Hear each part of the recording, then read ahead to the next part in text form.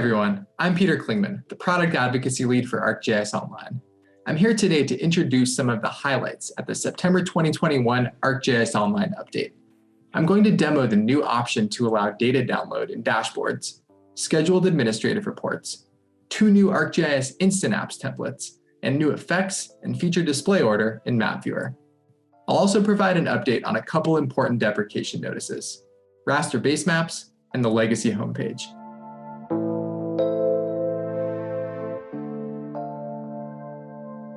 In addition to providing an intuitive way to visualize and interact with data, ArcGIS Dashboards now also gives you the option to allow data in your dashboards to be downloaded. Downloaded data can be used in additional analysis and custom reports, or imported into other applications. To enable data download in ArcGIS Dashboards, make sure that you're using an ArcGIS Online hosted feature layer that allows export data. And then in Dashboards, any element that has that layer as its data source, you'll be able to allow data download. And that's here in the General tab. And for elements that summarize the data, once you've allowed download, you'll have the option to download the source data or the summarized data. And for either of these choices, the CSV download will begin directly from this window. And you'll be able to open it right from your browser downloads.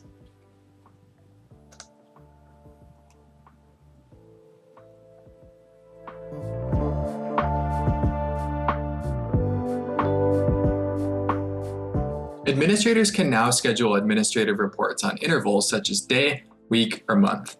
This way, administrators can have their reports available when they're ready to review them. Administrative reports are saved in their own section for convenient reference and record. I'll have the option to schedule a report when I create it.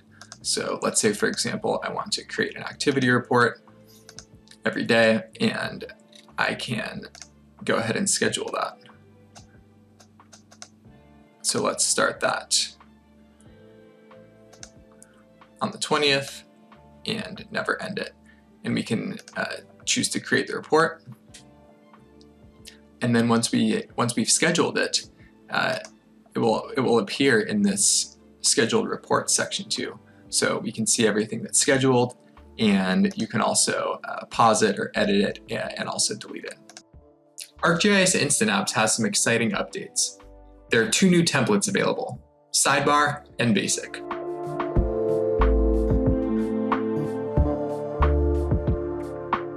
Sidebar enables configuring all of these tools in a single convenient space on the side of where your web app is displayed in the app. Some tools that I want to highlight are the pop-up panel right here, editing tools, so you can edit features as well as add features. And once you select a feature as well, you have the option to delete it. So create, update, delete actions. And the last one I want to highlight is the filter tool. So the filter tool, in this case, I have a user-defined filter configured, and it's showing all the matching filters, and it will dynamically update when I am filtering in the sidebar. So just to show what configuring that looks like here. So it's showing my layer, the display name, the operator, and then the filters that I've added here. So I can add another filter. And here's where you decide if it's predefined or user input. So for this one, this is user input. But for predefined, you can go in and add an expression. Let's say I want to say visited is yes. And go ahead and save that.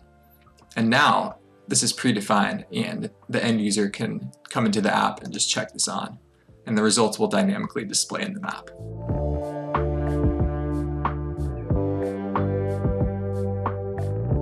Basic is a really great way to quickly showcase your web map or scene. So I'm showing the Express setup here, and the options that are included in it include the legend. I can enable end users to take a screenshot, social sharing and search, those are open by default. And then I can choose a theme and manage the position of the widgets. So again, this is just a really great way to showcase a map or scene.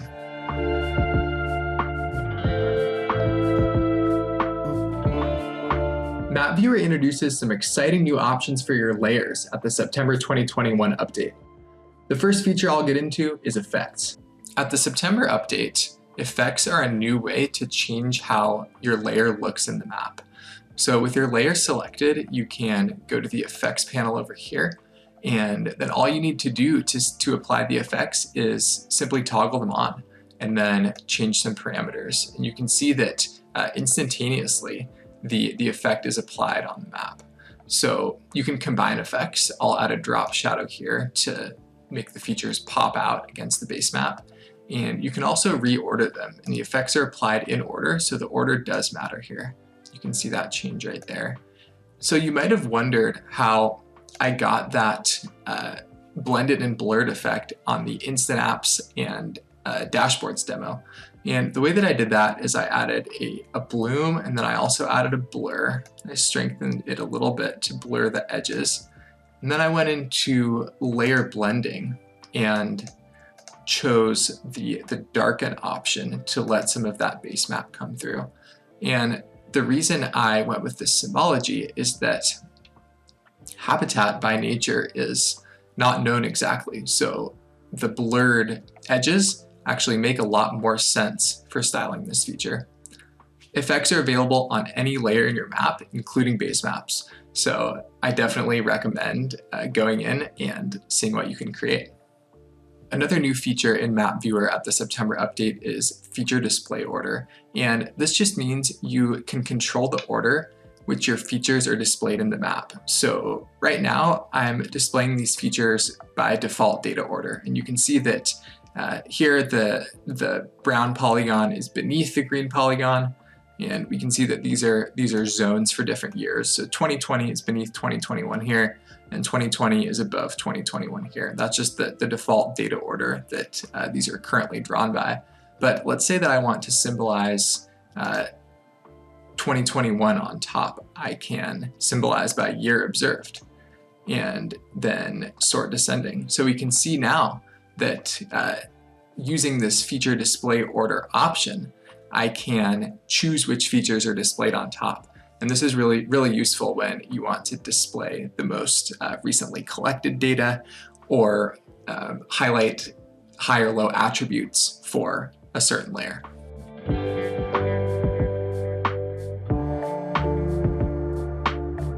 As you might have heard, several raster base maps were moved into mature support in July. What this means is that they're no longer receiving data updates. At the September 2021 ArcGIS Online update, if vector base maps are not included in an ArcGIS Online organization's default base map group, organization administrators receive a notification to switch to using them. In addition to receiving data updates, vector base maps are more performant and highly customizable. Check out the blog in the video description for a full list of the raster base maps that are now in mature support.